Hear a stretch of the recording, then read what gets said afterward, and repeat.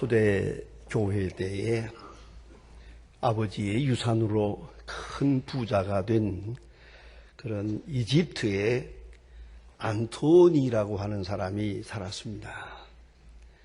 그는 당대의 유명한 부자였습니다. 그리고 젊은 사람이었습니다. 그가 예수를 믿고 성경을 읽는 중에 큰 충격을 받게 됩니다. 성경을 읽다 보니까 여러분 다 보신 바대로 젊은 율법사가 예수님께 나왔다 하는 기록이 있지요.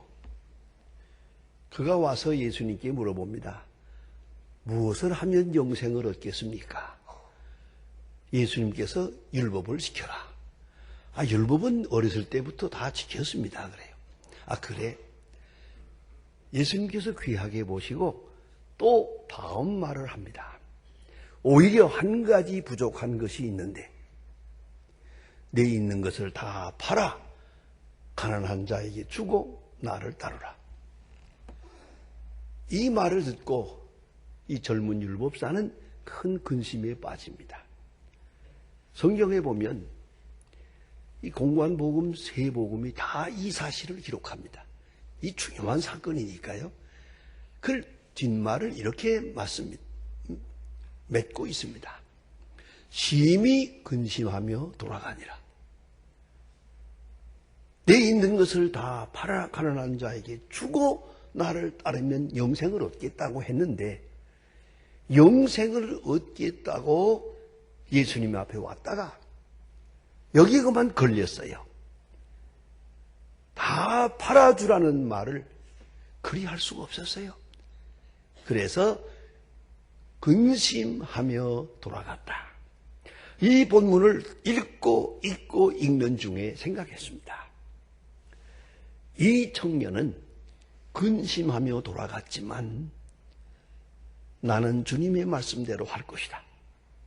결심을 하고 있는 재산을 다 팔아서 얼마간 있는 자기 누이 동생에게 주고 나머지는 다 가난한 사람에게 이렇게 구제하고 아주 홀가분하게 그는 광야로 나갑니다.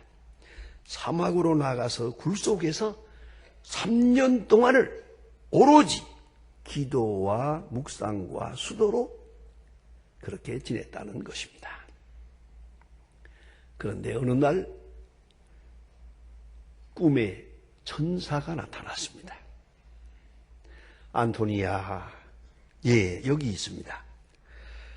그대의 경건은 훌륭하지만은 저 알렉산드리아에 사는 구두 수선공만 못하다. 딱 한마디를 남기고 사라집니다. 깜짝 놀랐습니다. 그는 잠에서 깨어 바로 알렉산드리아로 갔습니다. 사방에 돌아다니며 보았더니 정말 길거리에 앉아서 구두를 수선하고 있는 노인을 만나게 됩니다. 아주 얼굴이 환한 은혜로운 얼굴을 가진 노인이 그날도 앉아서 흥얼흥얼 찬송을 부르면서 구두를 수선하고 있는 거예요. 그는 그 앞에 무릎을 꿇고 물었습니다. 어떻게 해서 그토록 대단한 하나님이 인정하시는 경건에 도달할 수 있었습니까? 라고 겸손하게 묻게 됩니다. 그 노인은 빙그레 웃으면서 말합니다. 아무것도 아닙니다. 저는 이렇다하게 수도 생활을 한 것도 없고 그렇게 묵상한 것도 없습니다. 다만 그저 구두 수선을 할 뿐입니다. 기도하는 마음으로 이 구두의 주인의 발이 편했으면 좋겠다. 주인의 발을 편하게 해주고 그런 마음. 또 이 구두를 신은 사람이 선한 길을 갔으면 좋겠다. 그리 해주십시오 하는 기도. 그리고 이 구두 수선하러 온 이 사람 하나님의 은총이 함께하기를 기도하는 마음으로 매일같이 구두수선을 하고 있을 뿐입니다. 깜짝 놀랐습니다. 여러분, 이 중요한 사건에서 우리는 뭘 생각하십니까? 입산수도한다고 해서 그게 참 경건은 아닙니다. 참 경건이란 실생활 속에서 매일매일 사는 구체적인 생활 속에서 기도하는 마음으로, 축복하는 마음으로, 섬기는 마음으로, 이것이 최고의 경건이다 하는 것을 우리에게 말해주고 있습니다. 요한 웨슬레이는 아침마다 거울을 보면서 이렇게 스스로 질문했다고 합니다. 너는 항상 기도하고 있는가? 순간마다 하나님 앞에서 즐거워하고 있는가? 모든 일에 감사하고 있는가? 너는 욕심을 내는 일이 없는가? 너는 무엇을 두려워하는 일이 없는가? 하나님의 사랑을 지속적으로 느끼고 있는가? 너의 언행이 정말 하나님을 기쁘시게 하고 있는가? 거울을 보며 자기가 자기에게 이렇게 물으면서 하루 일을 시작했다고 합니다. 오늘 본문에 보면 고넬료라고 하는 로마 군인 백부장이 나옵니다. 그는 경건한 사람이었다고 말합니다. 유대 사람의 신앙 구도를 보면 하나님께 대한 고백은 딱 한마디입니다. 거룩하신 하나님. 그 속에 모든 신학적 의미가 다 들어있습니다. 하나님은 거룩하신 하나님. 그러면 하나님을 믿는 사람의 생활 양식은 뭐냐? 그것은 바로 경건입니다. 경건이란 하나님을 두려워하는 마음이요, 하나님 있는 마음이요, 하나님과의 관계에서 문제를 생각하는 그런 마음입니다. 경건이다. 경건이다. 그 사람은 로마의 군인입니다. 참 특별한 사람입니다. 로마의 군인으로 이 점령지에 와서 지금 백부장으로 근무하고 있는데, 로마의 군인이 유대 나라에 와서 자기의 문화를 버리고 자기의 신분도 버리고 그는 유대 사람들의 신앙을 받아들입니다. 그리고 개정을 해서 경건한 로마 사람이 됩니다. 특별한 의미가 있습니다. 그의 경건의 특징이 있습니다. 오늘 본문을 자세히 보면 분명하게 나타납니다. 항상 기도했다 그랬어요. 그리고 오늘 본문에도 제9시에라는 말이 나옵니다. 이 말은 뭐냐면 유대 사람들은 제3시, 9시, 그리고 3시, 6시, 9시 3번 기도합니다. 우리 생각에 대해서는 밤중에 기도하는 그것이 좀 좋은 기도라고 생각하지만 유대 사람들의 기도는 그렇지 않습니다. 요새도 끈필하게 되면 막 철야 기도하는 분들이 많아요. 저는 그렇게 그분들에게 이렇게 말합니다. 낮에도 기도하고 밤에도 기도하려거든 기도하지만 밤에 기도하고 낮에 자려거든 그렇게 하지 말라고. 여러분, 왜요? 가장 맑은 정신은 낮에 있으니까요.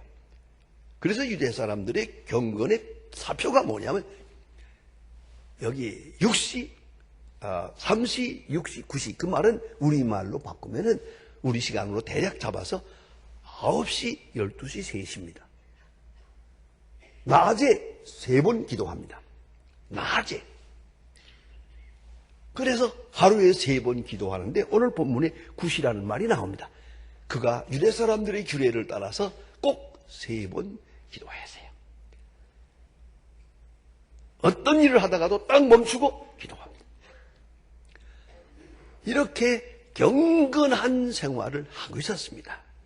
그래서 항상 기도하더라 하는 말이 유대 사람들의 규례를 따라 하루에 3번씩 기도했다. 그런 의미를 말하는 것이고, 또 백성을 많이 구제했다 그랬는데, 야고보서 1장 21절에 보면 참 경건이란 고아와 과부를 돌보며 자기를 지켜 세속에서 물들지 않는 것이다. 경건이라는 건 실생활 속에서 이렇게 행동하는 것이 진정한 경건이라고 말합니다. 하나님 앞에 경건한 사람입니다. 그래서 사람을 향한 생활 속에 또 경건이 있습니다. 그래서 구제를 했다는 말입니다. 하나님이 사랑한 자를 사랑하고 하나님이 용서한 자를 용서하는 것입니다. 그래서 믿음과 행위가 일치한 그런 경건의 사람이었다. 아주 귀한 말씀이에요. 특별히 오늘 본문에 우리 마음을 좀 뜨겁게 하는 부분이 하나 있습니다. 그것은 온 집으로 더불어 그랬어요. 그가 베드로를 초청해서 맞이할 때도 온 집으로 더불어 그랬어요. 자기가 가지고 있는 리더십을 가지고 온 집으로 더불어 그렇게 해라. 자, 우리가 이면에서 좀 얻는데 부끄럽습니다. 온 집으로 더불어 그렇게 경건한 생활을 했다는 것이죠. 그런데 더더욱 중요한 의미가 있습니다. 그것은 기도와 구제가 하나님께 상달되었다는 겁니다. 여러분, 기도했으면 응답을 받아야지. 기도는 열심히 했는데 응답을 못 받았다면 어떻게 되겠습니까? 가끔 그런 질문하는 분들이 있어요. 나 예수를 수십 년 믿었지만 어째서 그런지 하나님께서는 내 기도를 하나도 들어주시지 않는 것 같아요. 그렇게 답답하게 여기는 사람이 있어요. 그러면 내가 예수님께서 하신 성경 말씀을 외워드립니다. 예수님 말씀하시기를 기도한 다음에는 받은 줄로 믿으라 그랬는데 그러면 안 되겠습니까? 내가 기도하고 나서 사는 것, 가다가 넘어지든 일어나든 잘 되든 안 되든 이게 다 응답이다. 이게 내게 주신 기도의 응답이다. 그렇게 받아들일 수 없느냐고. 여러분, 내 마음대로 돼야 된다고 생각하는 착각하지 마세요. 내 마음대로 됩니다. 안 되는 거 아니에요. 그러나 시간과 방법이 달라요. 조금 더 후에, 좀 더 다른 경우에, 또 좀 다른 상황에 가서 응답된 것을 느낍니다. 내가 그때 기도했는데 여기서 응답됩니다. 죄송하지만 저는 개인적으로 그런 경험을 많이 가지고 있습니다. 감히 기도까지는 못하고 어떤 것을 보면서 좋다. 이거 저런 거 한번 가져봤으면 좋겠다. 그러나 나도 하나님 앞에 체면이 있어서 그거 달라고는 못해요. 그것까지 달라고 할 것도 못해. 그래서 마음으로는 좋다 생각을 했어요. 그런데 그때는 물론 없었지만 몇 년 후에 그 물건이 내게 와요. 그럴 때 생각합니다. 하나님은 참 눈치도 빠르다. 그런 생각을. 그거 내가 좋아하는 줄 알고 해주실까. 아마 이렇게 말하면 여러분이 그게 도대체 무슨 일이 있기 그랬나 궁금해일까봐 말씀을 드립니다. 제가 군대에 있을 때에 통신을 했기 때문에 이 라디오 같은 걸 만들기도 하고 조립하는 걸 좀 해요. 그래서 이 전축이나 라디오나 이런 데 대해서 제가 좀 흥미가 있어요. 미국에 가서 공부할 때 보니까 가끔 그저 구경하러 다니면서 백화점에 다녀보니까 아주 비싼 것도 아니고 적당한 사이즈의 전축이 있는데 마음에 들더라고요. 가서 그걸 다 품목을 써놨어요. 언젠가 돈이 생기면 요거를 살 것이다. 그거 딱 써놨는데 이걸 알고 결혼을 하는 내 친구 하나가 오더니 나 결혼을 하려는데 내 마누라가 음악대학을 나왔거든. 나는 음악을 모르지만 그래도 전축 하나는 준비해가지고 결혼해야 될 것 같아서 그러니 곽 목사님 그거 나한테 가르쳐달라고. 그래서 제가 같이 가서 사주었어요. 또 한 사람도 그런 얘기를 해요. 또 두 사람을 사줬어요. 근데 나는 못 사서요. 돈이 없어서 못 사기도 했지만 마지막에 돈이 좀 생겼는데도 책을 살까 전축을 살까 책을 살까 전축을 살까 하다가 책 사고 말았어요. 섭섭한 마음으로 돌아왔어요. 그런데 한국에 와서 한 1년 지내고 나는데 아이고 어떤 때는 가게에 갔더니 바로 그거보다 훨씬 좋은 게 있어요. 거기에. 그걸 그때 가서 샀어요. 그래서 내가 생각했어요. 그때 그래 사고 싶었지만 못 샀는데 오늘 이것이 내게 돌아오는구나. 뭐 그런 생각을 했어요. 여러분 우리가 기도를 응답되어야 기도지. 응답 못 받는 기도 어떻게 기도겠습니까? 그래서 우리 신앙의 사람들의 간증은 그래요. 내 구한 것보다 훨씬 더 크게 주시는 하나님. 분에 넘치는 다윗이 말한 것처럼 나의 잔이 넘치나이다. 그것이 경건이에요. 바로 지난 주간에 제가 부산에 가서 집회로 인도하는데 목사님 지금 가르친 제자인데 목사님 제가 설교하는데 늘 불만이 많습니다. 이거 잘해야겠는데 하고 나면은 이게 또 실수했구나. 이거 나도 내가 설교하고도 내가 부족하고 그러니 이 교회가 은혜 받겠나. 이거 내가 설교를 좀 더 잘해야. 그런 간절한 마음이 있어서 늘 불만이 있는데 자신의 설교에 대해서 자신이 불만하다는 거예요. 그래서 내가 이거 참 언제 이걸 벗어날 수 있겠습니까? 그래서 제가 그랬습니다. 중생해야겠구만. 생각을 바꾸라고. 목사님은 어떻습니까? 나는 그 생각 안 해. 언제나 설교한 다음에는 내가 준비한 것보다 훨씬 잘했다고 생각하지.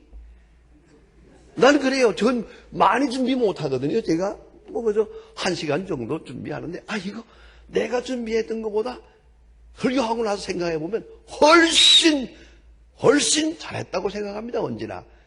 그러니까 내가 나를 칭찬합니다. 후회하는 일 없어요. 왜? 성령 안에서 주께서 나를 이렇게 감동해서 은혜를 끼쳤다. 너 감사하다. 여러분, 우리의 기도 응답이란 내가 구한 대로만 되는 게 아니에요.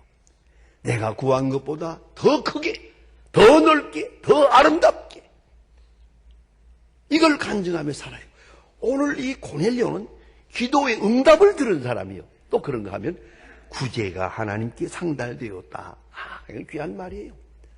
내가 구제한다고 하면서 때로는 불평하는 사람도 많아요. 여러분, 구제는 하나님 앞에 하는 것이지 사람 앞에 하는 게 아니거든요. 사람에게 칭찬을 들어서는 소용없어요. 잘못하면 비난도 들어요. 구제하고. 아닙니다. 하나님이 기억하시는 바 되었어요. 내 구제를 하나님이 보셨다. 하나님이 받으셨다. 이 얼마나 귀한 얘기입니까? 마틴 루터의 기록에는 그런 말이 있어요. 우리가 회심이라는 게 있는데 하나는 머리의 회심, 하나는 가슴의 회심, 하나는 돈주머니의 회심. 그래요. 이 돈주머니가 열려야 진정한 경건이에요. 그런데 이 사람은 하나님 앞에 기도해서 응답받고 구제해서 하나님께 상달되었다. 얼마나 굉장합니까? 더욱더 깊은 경건이 있습니다. 이 10장의 33절을 보고 25절 두 절을 보면 참 놀라운 경건이 있습니다.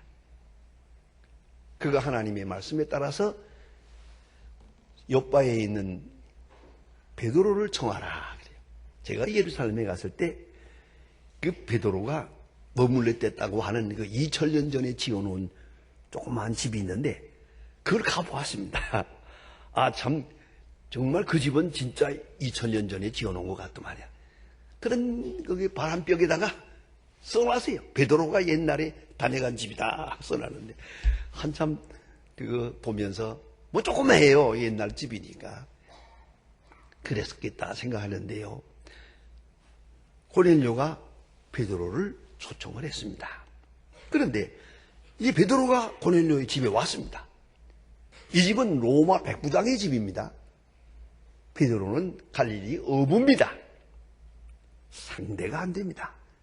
로마 군인은 의리의리한 군복을 입은 사람이고 베드로는 초라한 옷을 입은 갈릴리 어부입니다.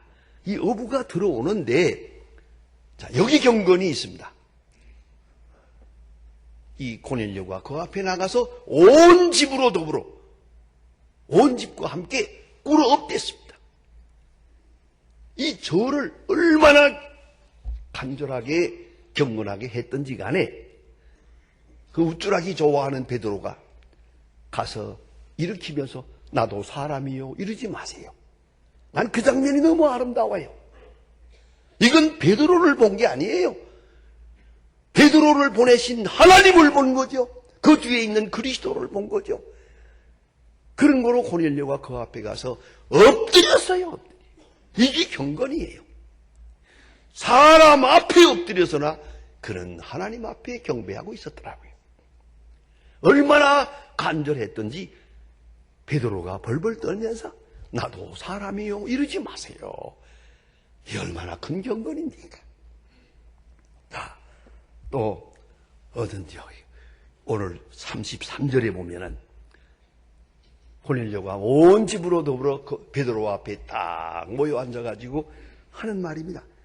한번 제가 읽습니다. 가만히 들으세요. 내가 곧 당신에게 사람을 보내었는데 오셨으니 잘하였나이다. 이제 우리는 주께서 당신에게 명하신 모든 것을 듣고자 하여 다 하나님 앞에 있나이다. 다 하나님 앞에 있나이다. 당신에게 주신 말씀을 듣기 위하여 다 하나님 앞에 있습니다. 이게 경건입니다. 우리가 이 시간에 이 자리에 있습니다. 우리는 다 하나님 앞에 있습니다. 어디서 무슨 일을 하든지 다 하나님께서 보십니다. 그 자리에 있습니다. 혹시라도 우리가 마음이라도 좀 언짢은 마음, 안 됩니다. 그럴 수 없죠. 하나님 앞에 이런 마음을 가져서는 안 되죠. 이런 말을 해도 안 되죠. 이런 생각을 해도 안 되죠. 다 하나님 앞에 있습니다. 당신을 통해서 하나님의 말씀을 듣고자 합니다. 이게 경건이에요. 참으로 귀한 경건이요. 마침내 47절 8절에 가서 보면 온 집안이 세례를 받습니다. 베드로가 규례를 어기고 이 집에 갔고 규례를 어기고 세례를 줍니다.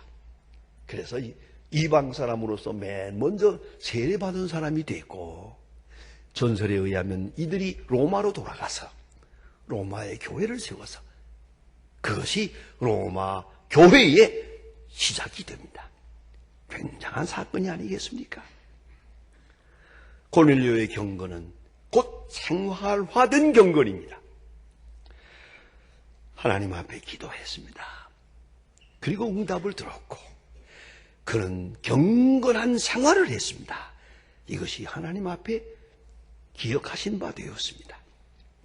듣고 순종했고 순종하고 또 들었고 또 들으려고 하는 마음으로 가득 찼습니다. 여러분, 하나님이 마침내 고넬료의 그 경건을 응답하시고 인정하시고 기억하시고 그를 통해 위대한 역사를 이루게 됩니다. 여러분, 우리의 경건을 한번 점검해 보십시다.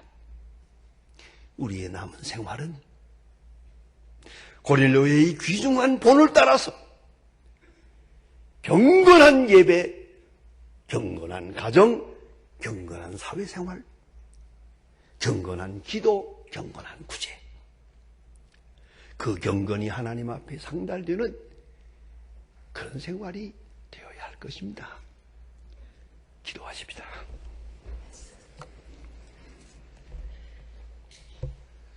하나님 아버지, 오늘 아침도 저희들이 주님 앞에 나왔습니다. 주님의 음성을 듣고자 주님 앞에 모였습니다. 우리의 적은 경건을 귀히 보시고 큰 경건으로 온전한 경건한 인격으로 저희들을 중생케 하여 주시옵소서.